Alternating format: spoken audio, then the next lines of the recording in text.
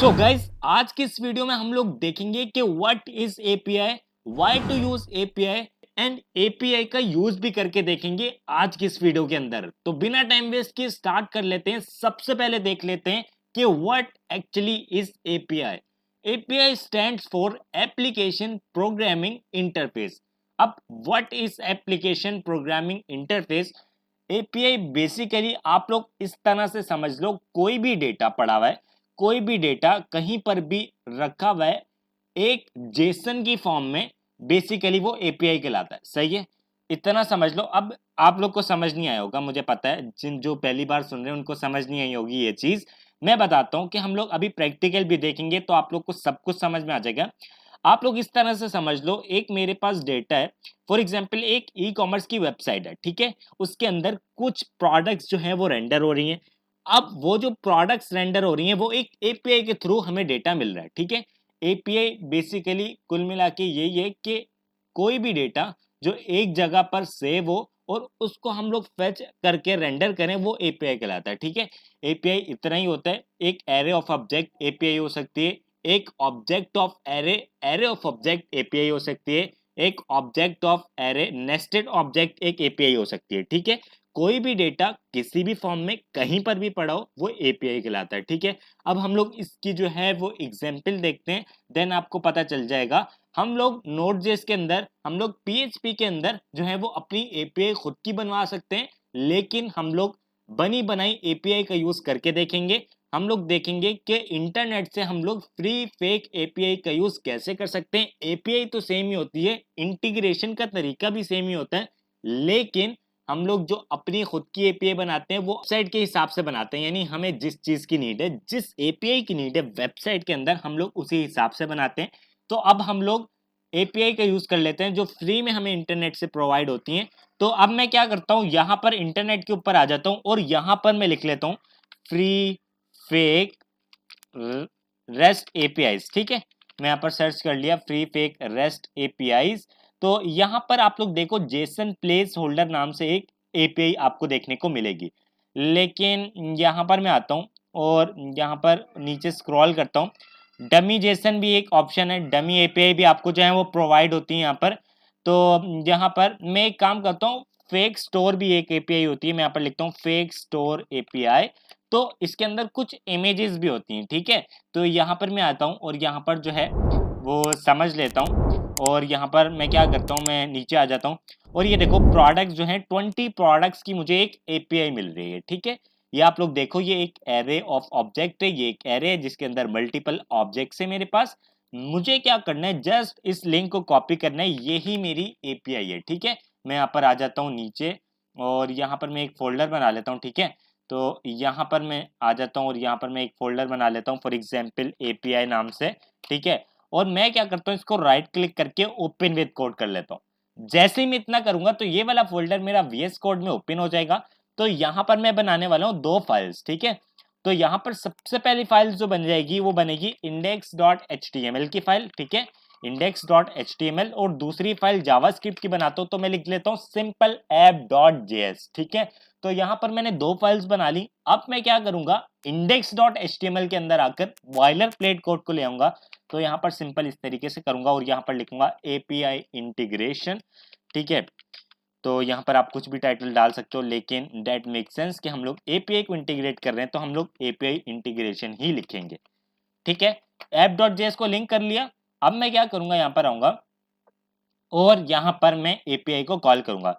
मैं यहाँ पर एक कमेंट लगा देता हूँ, कॉलिंग अ एपीआई, कॉलिंग अ एपीआई, ठीक है। उसके साथ साथ यहाँ पर मैं क्या करने वाला हूँ, अच्छा, अब हमारे पास जावास्क्रिप्ट के अंदर एक मेथड आता है जिसकी हेल्प से हम लोग एपीआई को कॉल कर सकते हैं। अब एपीआई को हमें फेच करना है, तो आप लोग थोड़ा सा सोचो और देखो कि हमें जो है एपीआई को फेच करना है तो उसके लिए एक मेथड आता है, तो मेथड का नाम क्या होना चाहिए? आई होप आप लोगों ने सोचा होगा। तो मेथड का नाम है हमारे पास फेच, यानी कुछ भी याद करने की रटने की जरूरत ही नहीं है, ठीक है। आप फेच के अंदर क्या करो, वो यूआरएल पास कर दो जो हमने वहां से कॉपी किया था। उसके बाद क्या करो कि इसको यहाँ पर एक वेरिएबल में स्टोर कर दो, ठीक है।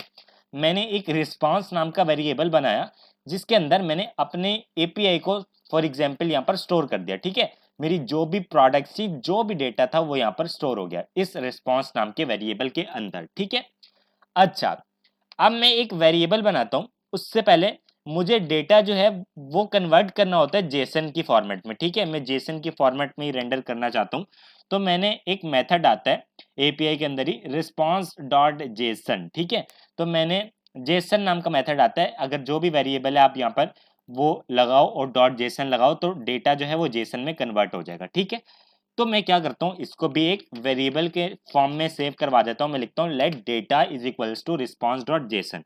अब एक्चुअल में मेरा डेटा जो है वो इस वेरिएबल के अंदर आ चुका होगा।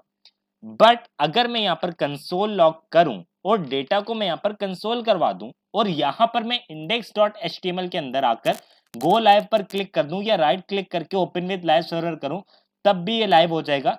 तो इससे क्या होगा, जब भी मैं चेंजेस करूंगा तो मुझे ऑटोमेटिकली रिफ्लेक्ट होती हुई ब्राउजर के ऊपर नजर आएंगी। तो यहाँ पर मैंने इंस्पेक्ट कर लिया, कंसोल में मैं आ जाता हूँ और यहाँ पर आप लोग देखो response dot Jason is not a function. ठीक है, अब ये क्या बोल रहे हैं, यहाँ पर आप लोग आओ, जब भी आप एपीआई को कॉल करवाते हो तब ये रिटर्न करता है प्रॉमिस। ठीक है, अब प्रॉमिस के दो ही आंसर हो सकते हैं, या प्रॉमिस रिजेक्ट हो सकती है या प्रॉमिस फुलफिल हो सकती है। ठीक है, हम लोग अगर किसी से प्रॉमिस करते हैं, ठीक है, उसके दो ही आंसर हो सकते हैं, या तो हम लोग प्रॉमिस को पूरा जो है पूरा करते हैं, ठीक है, या हम लोग प्रॉमिस को तोड़ देते हैं। ठीक है, दो ही आंसर हो सकते हैं, या प्रॉमिस फुलफिल हो सकती है या फिर प्रॉमिस रिजेक्ट हो सकती है, या प्रॉमिस जो है वो कंप्लीट हो सकती है या प्रॉमिस अनकंप्लीट हो सकती है। ठीक है, तो दो ही आंसर हो सकते हैं। तो मैं क्या करूंगा, यहां पर लगाऊंगा अवेट। ठीक है, अब यहां पर अवेट इसलिए लगाया कि अभी आप वेट करो, चेक करो कि प्रॉमिस रिजॉल्व हुई है या रिजेक्ट हुई है। ठीक है, उसके साथ साथ आप लोग रिस्पॉन्स डॉट जेसन का भी वेट करो।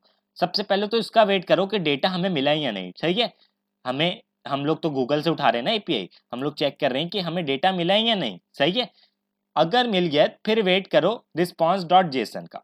रिस्पॉन्स डॉट जेसन का मतलब ये कि जेसन में कन्वर्ट होने का डेटा जो है हमारा, उसको जेसन में कन्वर्ट होने का वेट करो। ठीक है, अब जब भी आप अवेट लगाते हो तो आपको एसिंग का यूज करना पड़ता है। अब ये एसिंग अवेट एक अलग कॉन्सेप्ट है, ये आपको समझना पड़ेगा। अगर आप लोग बोलोगे तो मैं इसके ऊपर भी डिटेल वीडियो बना दूंगा।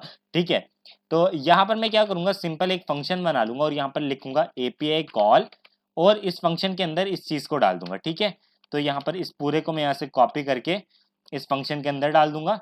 अब मैं क्या करूंगा, अब यहाँ पर देखो ये एरर दे रहा है। एरर इसीलिए दे रहा है कि अब अगर आप अवेट का यूज कर रहे हो तो आपको एसिंक लगाना पड़ेगा। तो यहाँ पर मैं सिंपल लिख देता हूँ एसिंक।